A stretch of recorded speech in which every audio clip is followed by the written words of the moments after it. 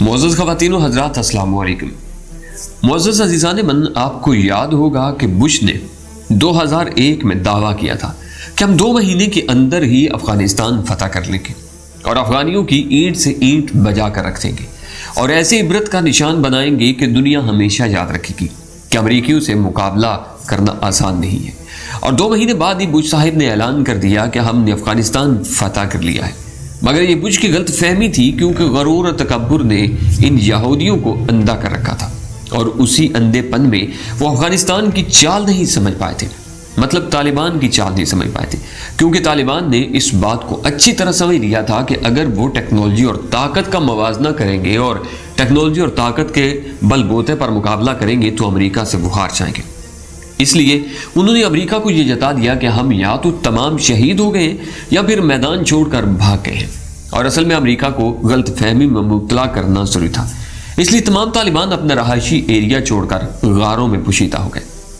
اور امریکہ نے 90 سے 95% افغانستان پر قبضہ کر لیا۔ مگر اب تک 19 سالوں میں امریکہ کا جو حال ہوا ہے اور انہوں نے کیا ہے وہ آپ سب جانتے ہیں اور سب نے اپنی آنکھوں سے دیکھا بھی ہے، مگر اپنی جو نئی صورتحال اس وقت سامنے آ رہی ہے وہ ہے بھارت کا باغیلا، جس میں بھارت دہائی دے رہا ہے کہ افغانستان نے پاکستان کی مدد سے ہمارے ہیلی کاپٹر مار گرائے ہیں اور ہمارے ہیلی پیڈ جو ہیں وہ تباہ کر دیے، اور ان کے پیچھے جو سچویشن ہے، جو افغانستان یا طالبان اتنی طاقت کا مظاہرہ کر رہے ہیں، اس کے پیچھے پاکستان اور چائنا ہے جو انہیں ڈرون دے رہے ہیں۔ مگر عزیزان من، مزید ڈسکس کرنے سے پہلے اگر آپ نے ابھی تک ہمارے چینل کو سبسکرائب نہیں کیا تو سبسکرائب کر لیں اور بیل آئیکن کو کلک کر لیں تاکہ آپ کو تمام تر معلومات پر مبنی ویڈیوز ملتی رہیں۔ معزز ناظرین اکرام، جب افغانستان سے امریکہ کو اپنی جان چھوٹتی ہوئی نظر نہیں آئی تو اس نے پھر پاکستان کا دروازہ کھٹکھٹایا کہ ہماری افغانستان سے نکلنے میں مدد کرو، اور جب امریکہ افغانستان سے نکلا تو کئی امریکی تو واپس ہی نہ جا سکے، مطلب طالبان نے انہیں جہنم واصل کر دیا، اور باقی جو رہ گئے تھے کئی تو تابوتوں میں بند ہو کر گئے اور کئی لولے لنگڑے ہو کر واپس پہنچے۔ مگر اب جو افغانستان میں نئی تبدیلی آئی ہے اس نے امریکہ سمیت راہ کو بھی پریشان کر دیا ہے، بلیک واٹر کو بھی چکرا کر رکھ دیا ہے اور CIA کے تو طوطے ہی اڑ چکے ہیں۔ اصل میں افغانستان میں جو تبدیلی آئی ہے اس کا نام ہے افغانی ایئر فورس۔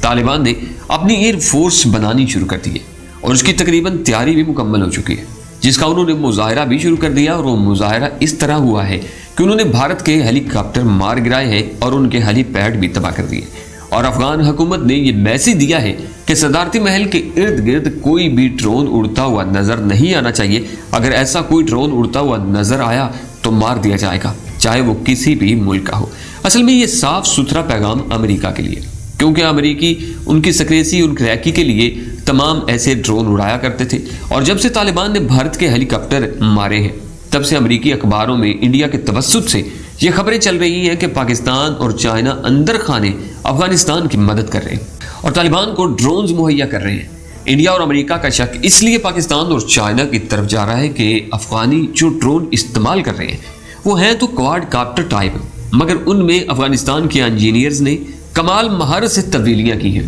جس کی وجہ سے وہ کئی گنا ایڈوانس ہو چکے ہیں، اور امریکہ کو سمجھ اس لیے نہیں آ رہی کہ ایسے ڈرونز تو 4-5 کلو گرام کا وزن اٹھا سکتے ہیں، مگر افغانی ڈرون 30 کلو مواد اٹھا کر انڈیا کی آرمی پر اٹیک کر رہے ہیں، مطلب وہ مواد جو بارودی ہے۔ اس میں اصل کمال اور مہارت افغان انجینئرز کی ہے، جنہوں نے ان ڈرونز کو اس قدر جدید کر دیا ہے کہ ایک طرف تو وہ 30 کلو مواد اٹھا رہے ہیں اور دوسری طرف انہوں نے الٹرا HD کیمرے ان میں نصب کر دیے، اور ان کی رینج بھی انتہائی زیادہ ہے، جس کی وجہ سے وہ بھارت، موساد، CIA، امریکہ کے لیے وبال جان بن چکے ہیں۔ دوسرا یہ کہ اب طالبان اپنی ایسی ایک مکمل ایئر فورس تیار کر رہے ہیں جو ان ڈرونز کو افغانستان میں بیٹھ کر آپریٹ کرے گی۔ اب ان دشمن اتحادیوں کے لیے جو سب سے بڑی پریشانی بن رہی ہے وہ یہ ہے کہ جب طالبان کے پاس کسی طرح کی بھی کوئی ٹیکنالوجی نہیں تھی، اس وقت بھی انہوں نے امریکہ اور نیٹو سمیت مطلب 50 ملکوں کی افواج کو شکست دے دی تھی، اور اب تو وہ ایک انتہائی جدید ڈرون استعمال کریں گے، تو پھر بھارت، امریکہ سمیت سب کا کیا بنے گا؟ اس وقت جو کرنٹ سچویشن ہے